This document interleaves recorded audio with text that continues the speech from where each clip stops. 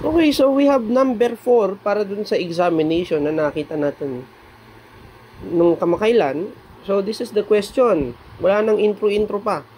So, a diesel cycle has an initial temperature of 27 degrees Celsius. So, that is T1.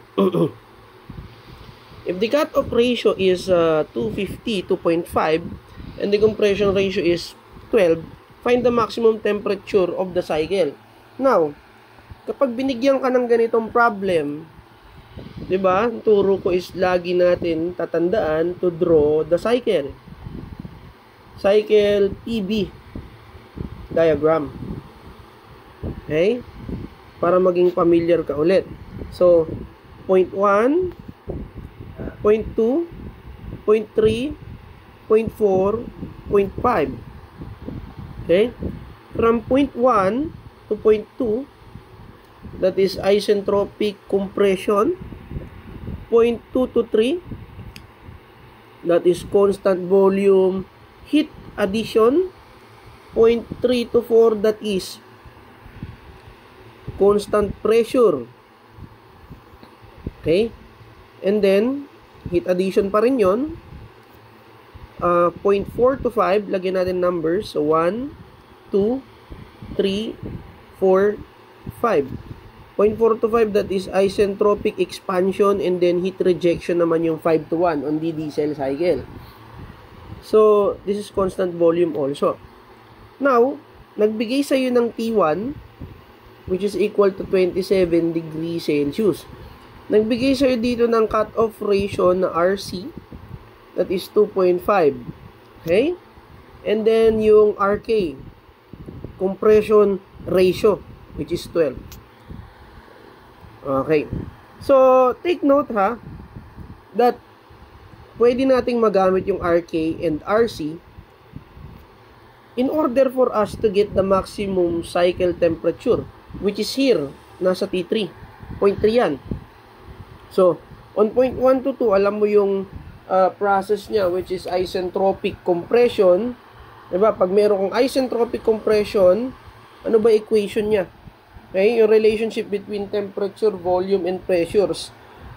So, di ba yung ratio ng maximum temperature to the minimum temperature of that process is equal to the maximum volume of the system divided by the compressed volume, which is 2. Minimum volume yan. So, raised to K minus 1. Okay, since wala naman binigay na pressure, wag mo nang pansinin yon. We take note that RK or the compression ratio is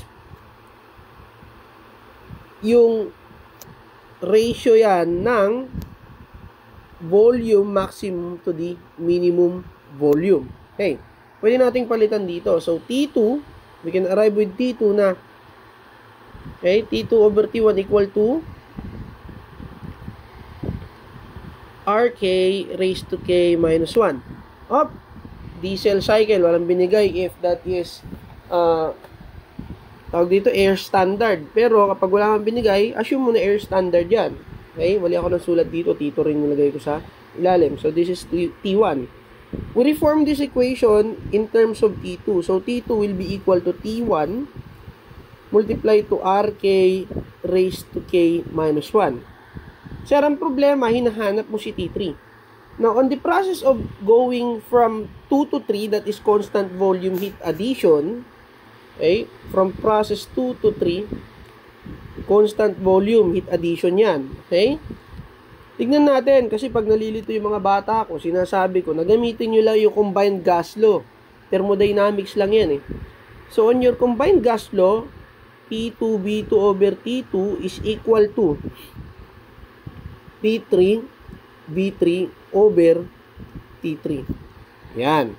So, constant nga ang volume, we can cancel out yung volume 2 and volume 3 since same sila. And then, i-reform mo equation in terms of temperatures equated to the ratio of the pressures.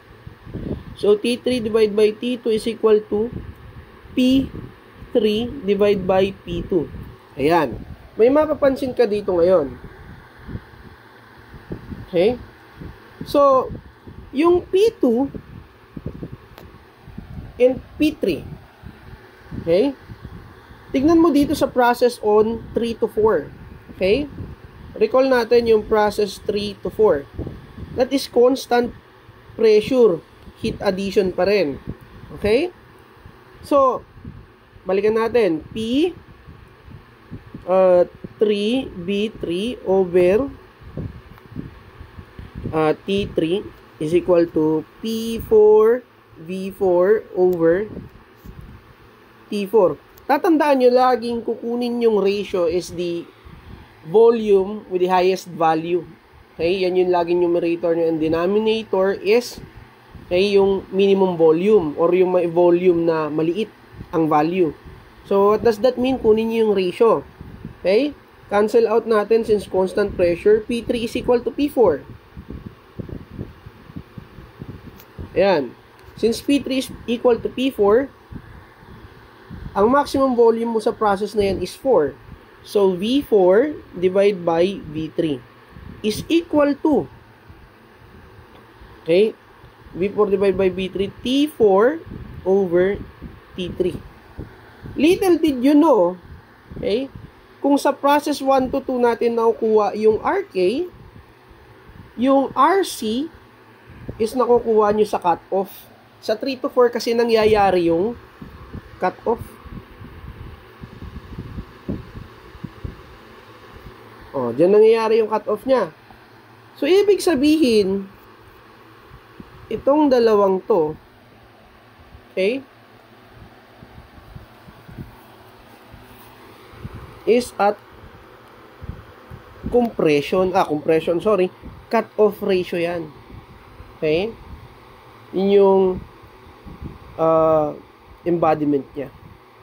Now, yung T3 and T2 mo, okay, simply is equal yan sa,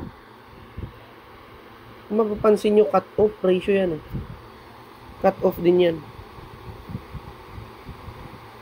Okay, cut-off ratio. So, ibig mo sabihin, sir, okay, yung T3 natin, masosolve natin yan, okay,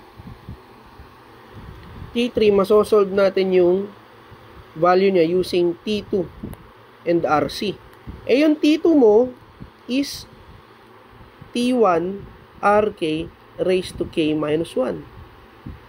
So, further simplifying, T3 is the maximum temperature of the system, that is T1 RK raised to K minus 1 times the RC. May binigay bang expansion ratio? Wala. Cut-off ratio lang, which is 2.5. So, T1 is equal to 27 plus 273 degrees Kelvin multiplied to 12 raised to 1.4, since that is air standard, multiplied to 2.5.